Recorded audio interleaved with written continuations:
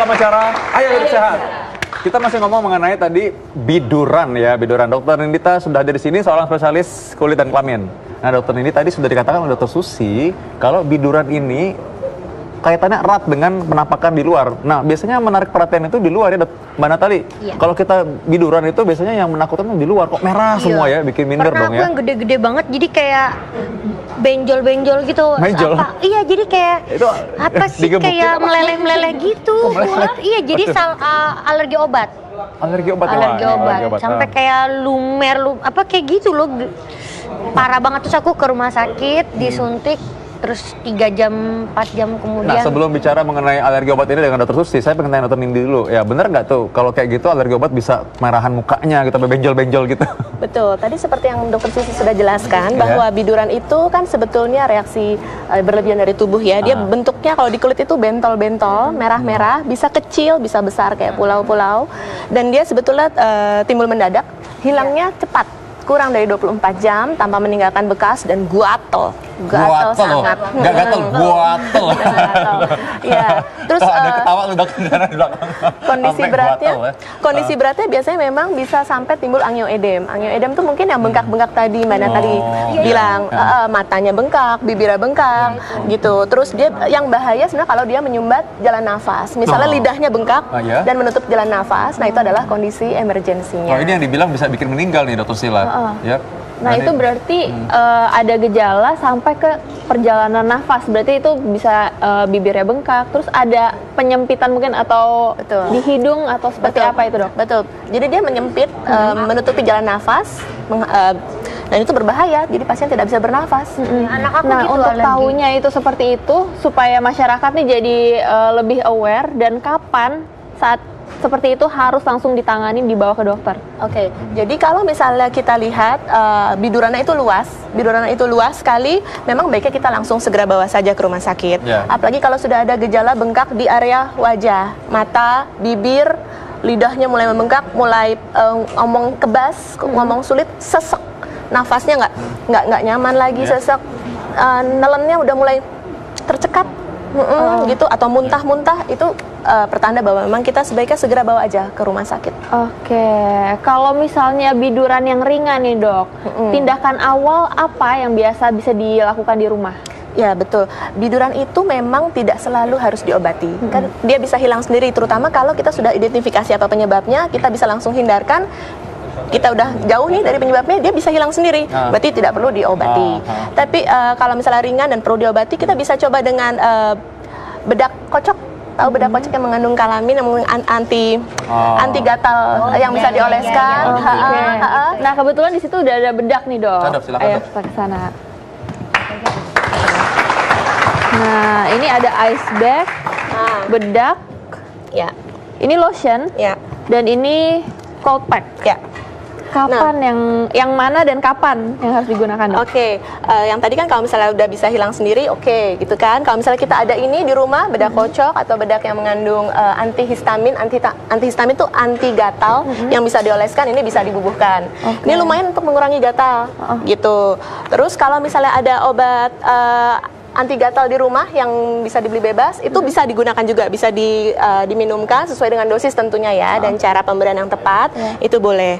Nah, ini untuk misalnya ini cold pack ya, misalnya ini cold pack berarti untuk memberi kenyamanan mungkin ya pada pasien yang merasa biduran itu kadang-kadang ada rasa stinging, kebakar, panas gitu. Kalau penyebabnya bukan karena dingin, cold pack ini bisa kita taruh gitu ya, misalnya untuk memberikan rasa lebih nyaman pada pasien yang merasa. Berapa lama tuh, Dok, diletakkan di tangan? Kasih aja, terus nanti kalau misalnya ini udah mulai berkurang, ininya nanti ambil cold pack yang lain gitu. Oke. Nah, itu pemakaiannya seperti apa nih, Dok? Jadi harus dibersihkan dulu gitu, terus baru diletakkan? Boleh ya, jadi misalnya kadang-kadang pasien takut mandi ya. Takut mandi.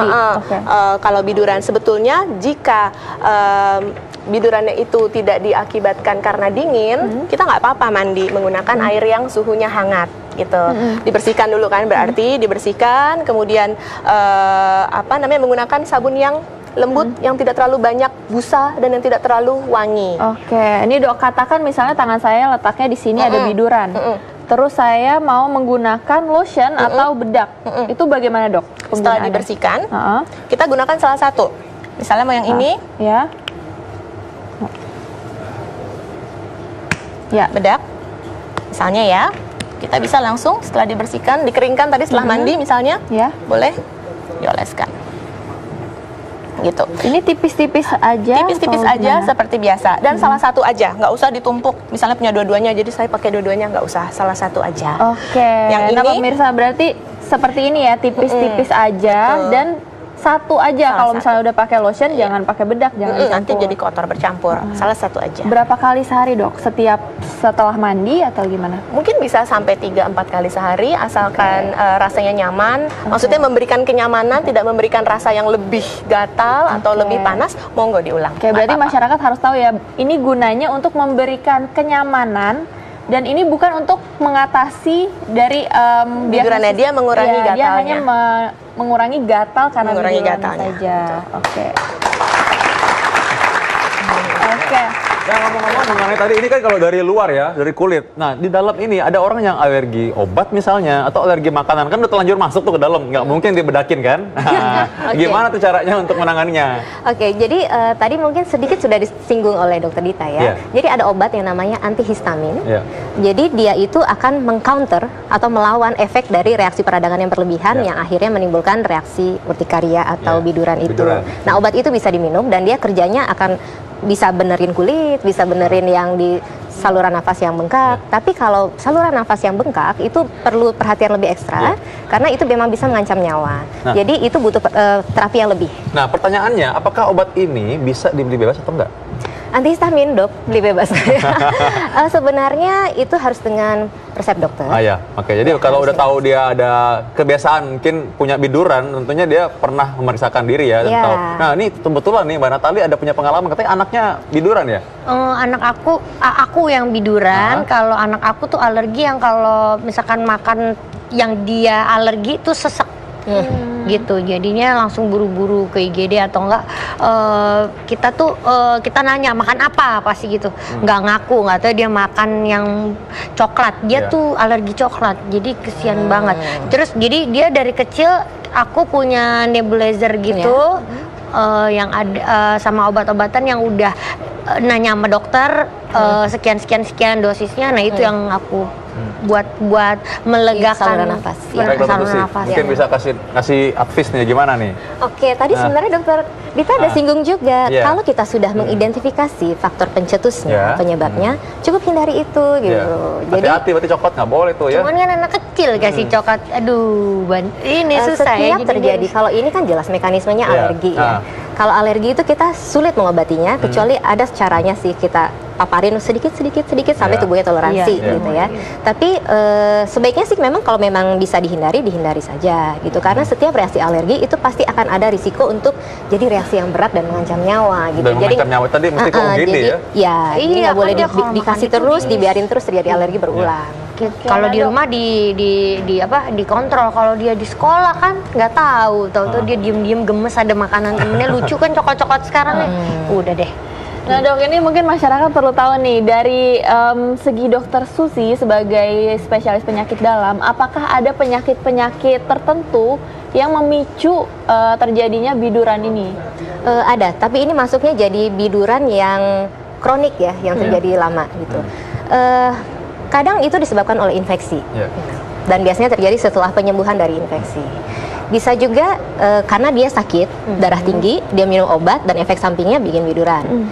Gitu. Atau kita coba cari penyebabnya nggak ada dan dia tergolong penyakit autoimun. Nah, ini tadi ngomong soal obat juga, ingat bahwa ada yang namanya alergi obat. Dan alergi obat ini susah untuk diketahui sebelumnya, dokter ya? Ya, betul. Alergi obat ini bisa mengakibatkan suatu hal yang fatal juga. Itu artinya begitu ada timbul nafas sesak tadi, begitu ada, dan dia biasanya nggak sempat merah-merah ya dok? Langsung nafas sesak bisa langsung terpelanting dan nggak collapse. sadar. Nah, dalam keadaan seperti itu memang segera memerlukan pertolongan yang gawat darurat dan emergensi, karena itu bisa mengancam nyawa. Iya. Nah, kita sekarang mau minta tips dari dokter. Tadi dokter Susi, dokter ini udah kasih. Dokter Susi coba bisa kasih. Oke, Ah. jadi tepat sekali yang tadi dokter Dita sudah sampaikan. Ya. Kalau itu bidurannya luas, Ya. kita sudah harus curiga jangan-jangan yang di dalam kena. Biasanya dia akan mengenai mukosa itu selaput lendir. Ya. Jadi pasiennya merasa tiba-tiba kram perut, muntah-muntah, diare gitu. Terus disertai dengan gangguan di saluran nafas, dia jadi sesak. Ya. Dan disertai dengan gangguan di sistem jantung dan pembuluh darah, tensinya drop, dia kolaps. Ya. Sebelum itu terjadi, kalau salah satunya sudah ada muncul gejala, segera bawa ke rumah sakit karena itu adalah tanda bahaya. Tanda bahaya, oke. Ya, oke. Ini harus diingat ya. Oke, baik. Nah, setelah ini mungkin Dokter Sila, kita sekarang udah mau kasih lagi cara sehat mengenai apa nih? Mengenai pertolongan pertama, pertolongan atau baca label obat. Karena ini bahaya banget tadi mengenai tadi obat-obat kadang-kadang kita salah minum atau orang cenderung untuk mengobati dirinya sendiri. Nah, bagaimana caranya yang benar kita mengkonsumsi obat dengan aman? Sesaat lagi dalam acara Ayo Hidup Sehat.